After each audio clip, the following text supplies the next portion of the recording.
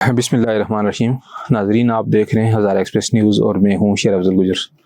ناظرین، آج ہم موجود ہیں مفتی کفایت اللہ صاحب کے پاس۔ مفتی صاحب ایک معروف شخصیت ہیں پورے پاکستان میں، بلکہ عالمی سطح پہ ان کی ایک شہرت ہے، نام ہے۔ ان کے نام سے اور کام سے لوگ واقف ہیں۔ اسپیشلی جب ہم بات کرتے ہیں پاکستان میں مختلف جو مذہبی تنازعات اٹھتے رہے ہیں، پاک افغان مختلف موقع پہ تنازعات اٹھتے رہے ہیں، تو مفتی صاحب کا نام جو ہے وہ سامنے آتا رہا ہے۔ باقی میڈیا پہ بھی اس حوالے سے مفتی صاحب چونکہ بہت ایکٹیو رہتے ہیں۔ ریسنٹلی جو یہ پاکستان اور افغانستان کے درمیان یہ جو تنازع چل رہا ہے، چونکہ افغانستان اور پاکستان کا ایک بڑا دیرینہ دوستی کا ایک تعلق رہا ہے، مگر پچھلے کچھ عرصہ سے پاکستان اور افغانستان کے درمیان بڑی کشیدگی پائی جاتی ہے، اور اس حوالے سے لوگوں کی نظریں جو ہیں وہ پاکستان کے علماء پر ہیں کہ کون سا ایسا عالم یا کوئی شخصیت ہو جو اس میں کوئی کردار ادا کر سکے۔ تو چونکہ اس حوالے سے مفتی صاحب کا ماضی میں بھی افغانستان کے حوالے سے مفتی صاحب اپنا رول ادا کرتے رہے ہیں، تو آج ہم مفتی صاحب سے یہ سوال کرتے ہیں، چونکہ مفتی صاحب کا ایک تو اپنی ایک دینی حوالے سے اپنا ایک مقام ہے، دوسرا سیاسی حوالے سے ایم پی اے رہے ہیں، ضلع نائب ناظم مانسرہ رہے ہیں، اور وفاق المدارس کے ترجمان رہے ہیں۔ اس طرح بہت سے اہم جو قومی سطح کے جو ڈیزگنیشن ہیں ان پہ مفتی صاحب جو ہے اپنی خدمات سر انجام دے چکے ہیں۔ پچھلی دفعہ جب باجوڑ میں شیعہ سنی تنازع ہوا تھا، وہاں پہ بھی دونوں فریقین جو ہے وہ مفتی صاحب پہ متفق ہو گئے تھے۔ تو مفتی صاحب سے آج ہم جانتے ہیں کہ جو پاکستان افغانستان کا یہ جو مسئلہ ہے، اس کا حل کیا ہو سکتا ہے، اور اس حوالے سے ہم پھر آگے بھی چل کے مزید بات بھی کریں گے۔ مفتی صاحب، بہت شکریہ، آپ نے اپنا قیمتی ٹائم دیا۔ چونکہ اس وقت پاکستان کی صورتحال آپ کے سامنے ہی ہے۔ پاکستان کا ایک تو انڈیا کے ساتھ تنازع چل رہا تھا، اور اب افغانستان کے ساتھ بھی چل رہا ہے، بلکہ ایک دوسرے کی ساتھ کافی جھڑپیں ہوئی ہیں، اور دونوں طرف سے افواج جو ہیں وہ جاں بحق بھی ہوئی ہیں۔ تو اس حوالے سے آپ کیا سمجھتے ہیں کہ اس تنازع کا کوئی حل بھی ہے، یا یہ یوں ہی تنازع رہے گا اور اس کا کوئی انجام نہیں ہوگا؟ بسم اللہ الرحمن الرحیم۔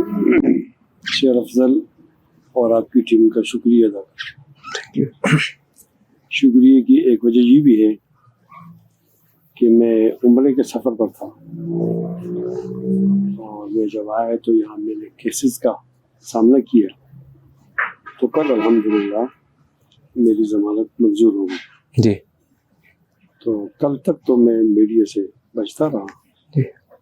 لیکن آج الحمدللہ چونکہ میں جیت گیا ہوں، جی۔ بڑے بڑے لوگوں سے کیس جیت گیا، جی۔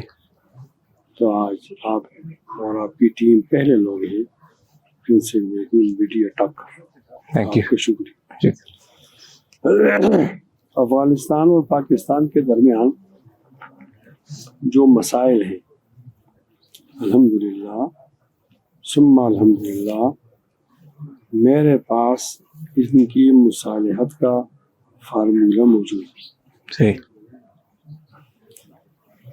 اور اللہ تعالیٰ نے فرمایا وَأَمَّا بِنِعْمَتِ رَبِّكَ فَحَدِّثْ، کہ اگر آپ کو اللہ تعالیٰ نے کوئی نعمت دی ہے تو اس کو بیان کر دیں۔ جی۔ میں سمجھتا ہوں میرا فارمولے کی ضرورت پاکستان کو بھی ہے، جی۔ اور افغانستان کو۔ میں چاہتا ہوں جی۔ کہ میں اپنے فارمولے کے ذریعے ان دونوں ریاستوں کے درمیان صلح۔ صحیح۔ خیر، جب بات شروع ہوگی تو پھر تو مختلف چینل ہوں گے، عناصر ہوں گے، جی۔ لیکن میرے پاس ایک ایسا فارمولہ موجود ہے کہ وہ پاکستان کے ماحول کی بھی مناسب ہے، جی۔ اور وہ افغانستان کے ماحول کی بھی مناسب ہے۔ دیکھیے، آپ رشتہ دار تبدیل کر سکتے ہو، جی۔ آپ پڑوسی نہیں تبدیل کر سکتے۔ صحیح۔ آپ نے پڑوسی کے ساتھ گزارا کر، جی۔ رشتہ دار کس طرح تبدیل ہوتا ہے کہ آپ کی ایک گھر والی ہے، وہ فوت ہو گئی ہے، جی۔ اب آپ نے نئی شادی کی تو اب آپ کا سسٹم تبدیل ہو گیا، سسر تبدیل ہو گیا، گھر والی تو رشتہ دار بن گئے۔ بالکل۔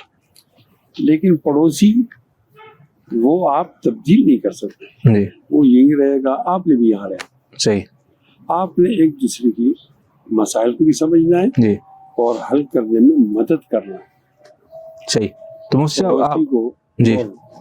پڑوسی کو تبدیل نہیں کر سکتے۔ پھر جی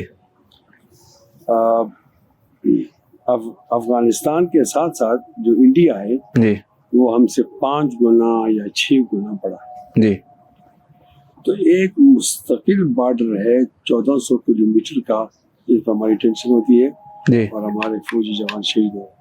بالکل اسی طرح ہی. اب ہماری پالیسی حکمت عملی یہ ہونی چاہیے جی کہ ہم اس دوست کو دشمن نہ بنائیں، صحیح. اس دوست کو دشمن نہ بنائیں. اگر وہ آپ کو زور دینے کے لیے انڈیا سے ہاتھ ملا رہا ہے جی تو آپ کی حکمت عملی تو ایسی ہونی چاہیے کہ وہ انڈیا سے ہاتھ نہ ملائیں. صحیح. اگر آپ نے اس کو بھی دوست نہیں بنایا، دشمن بنا دیا، جی تو آپ کے لیے مشکلات نہیں ہوگی. ادھر سے بھی دشمن، ادھر سے بھی دشمن. دشمنوں میں اضافہ نہیں کرنا چاہیے.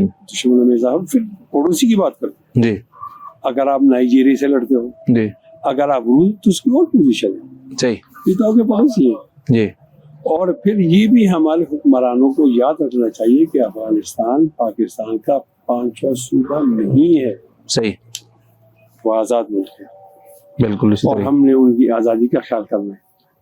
مجھے نہیں معلوم کہ خواجہ آصف کا تعین کیسے ہو گیا، جی مجھے یہ نہیں معلوم. صحیح.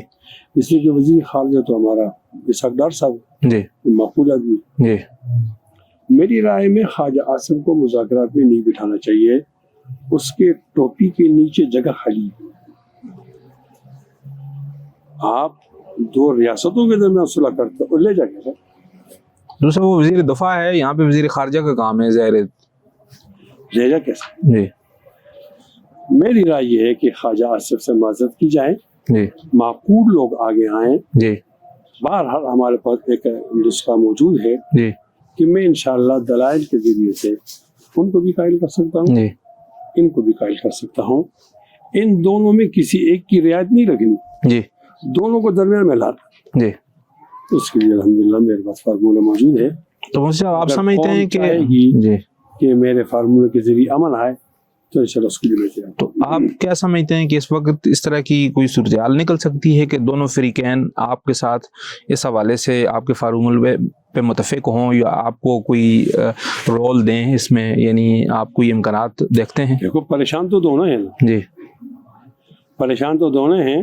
سب سے پہلے ہماری جو ریاست ہے پاکستان، اللہ تعالیٰ کی بہت بڑی نعمت ہے. جی پاکستان 8ویں ملک ہے. جی یہ اس قابل ہے کہ مسلم امہ کی قیادت کرے. جی. یہ معمولی غلطیوں میں کیوں الجھتا ہے؟ اچھا. یہ جو پاکستان کے لوگ پہلے اپنی سنجیدگی ظاہر کریں گے، جی اس سے کچھ ماحول بن جائے گا، جی پھر وہ لوگ رابطہ کریں گے یا ہم رابطہ کریں، وہ کوئی بات نہیں.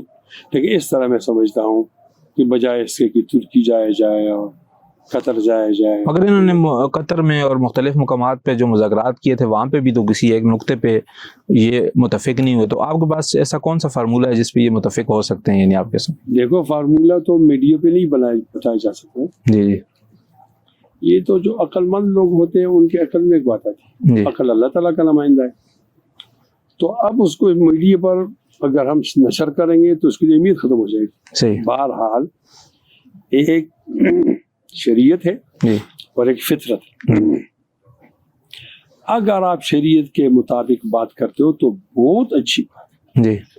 اور اگر آپ شریعت کے مطابق بات نہیں کرتے، جی آپ کو کوئی مشکل ہے، جی. اور فطرت کے مطابق بات کرتے ہو تو وہ معقول آدمی اس کو فوراً قبول کرتا ہے. صحیح.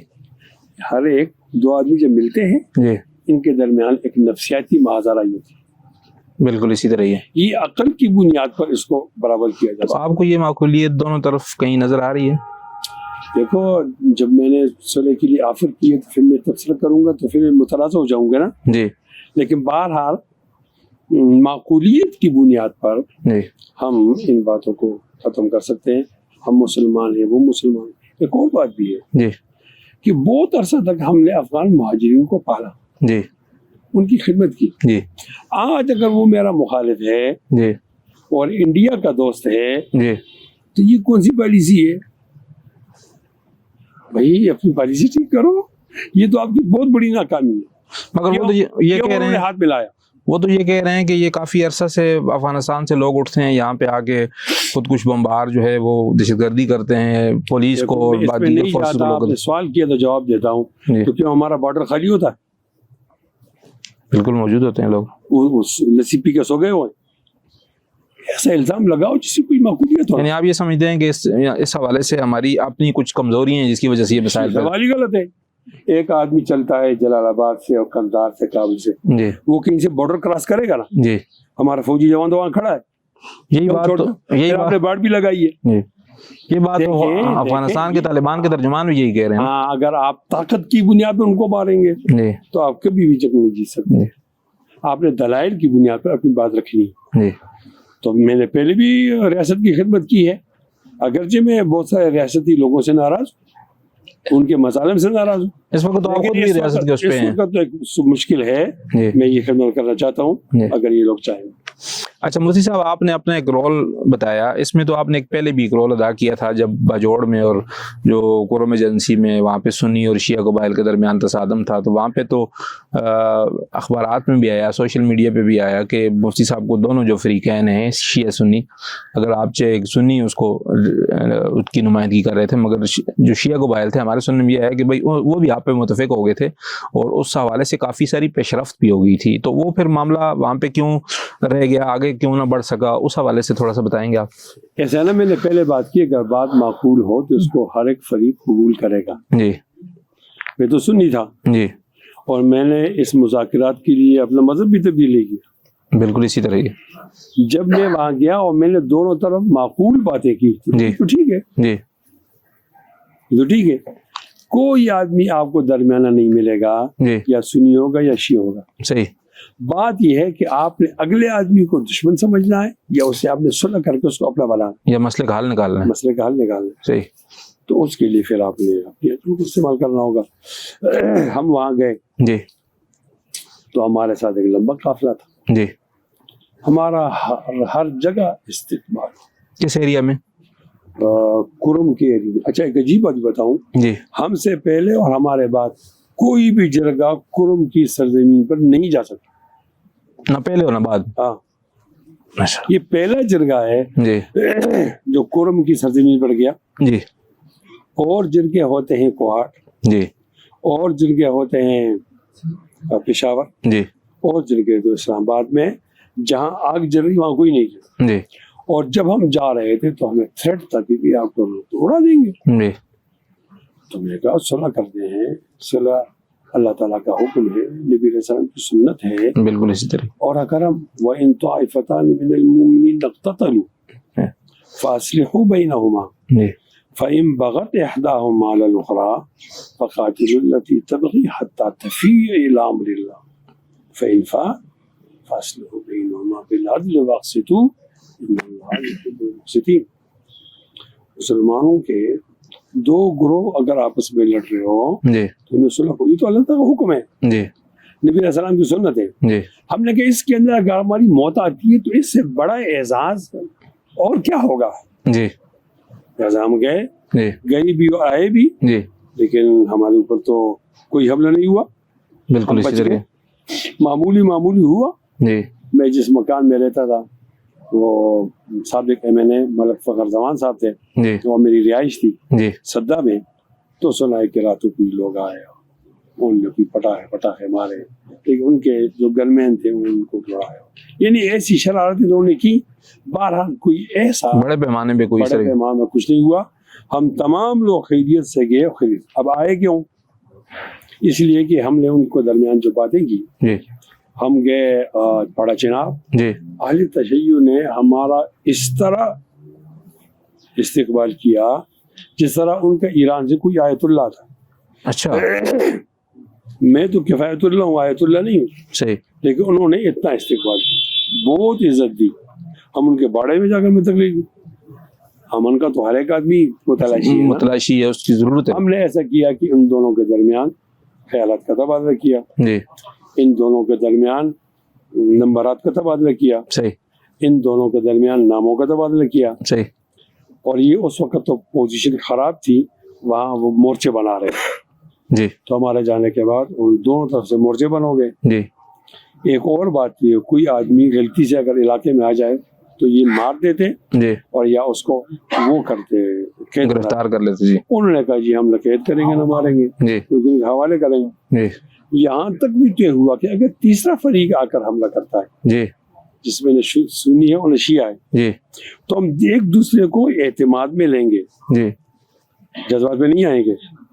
ایک کہے گا کہ بھئی ہمارے آدمی نے نہیں کیا، جی دوسرا کہے گا ہمارے آدمی نے نہیں کیا، اس کا مطلب پھر تیسرا فریق ہے نا، پھر دونوں مل کر اس کو تلاش کریں۔ کہ یہ کون ہے؟ اور آپ کو کمال کی بات بتاؤں جو آج سے پہلے میں نے کسی چینل کو نہیں بتائی، ہم اتنے قریب ہو گئے تھے، جی اس معاملے میں اتنے قریب ہو گئے تھے جی کورم کے امن لانے میں اور صلح میں جی کہ وہاں دونوں فریق کے درمیان ایک مشترکہ جگہ، جی ان مشترکہ جگہ پر ان دونوں کو ہم کھانے پر بٹھانے کے قابل ہو گئے، اچھا ایک سب وہاں جی اسلام آباد میں تو بیٹھ جائیں گے، کوہاٹ میں بیٹھ جائیں گے،